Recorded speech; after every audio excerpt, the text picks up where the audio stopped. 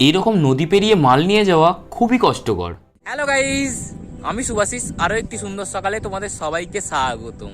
আজ আমার 100 ডেজ চ্যালেঞ্জের 57 নম্বর দিন। সামনেই যেহেতু কালী পুজো, তাই মা এদিকে শুরু করে দিয়েছে ফুল দমে সাফ সাফাই। আর আজও আছে আমার এক্সাম, তাই খাওয়া দাওয়া করে বেরিয়ে গেলাম এক্সাম দিতে। পাম্পের পাশ দিয়েই যাচ্ছিলাম, তাই তেলও একটু ভরে নিলাম। তারপর এসে পৌঁছালাম কলেজে এসে শুনি আজ নাকি প্রজেক্ট জমা নেবে, কিন্তু আমি তো প্রজেক্ট আনিইনি। না, আজ প্রজেক্ট জমা নেয়নি, আজ শুধুমাত্র এক্সামই নিয়েছে। অবশেষে কলেজকে টাটা জানিয়ে বাইক চালিয়ে নদীর ঘাটে এসে দাঁড়ালাম, কারণ এরকম গাড়িতে লোড নিয়ে একা একা নদী পেরোনা কখনোই সম্ভব নয়। তাই বাপি আমায় আগে থাকতেই ফোন করে দিয়েছিল গাড়ি ঠেলার জন্য। একসময় এই কাজ আমিও করেছি, তবে আমার এতটাও কষ্ট হয়নি যতটা বাপির হচ্ছে। এরপর বাড়ি এসে ভাত খেয়ে স্টুডেন্টদের প্র্যাকটিস করালাম। কলেজে এক্সাম, তারপর এই কাজ ওই কাজ সেই কাজ, সমস্ত কাজ মিটিয়ে রাতেই আমি আমার প্র্যাকটিস করলাম। রাতে ডাল আর রুটি খেয়ে আজকের দিন শেষ।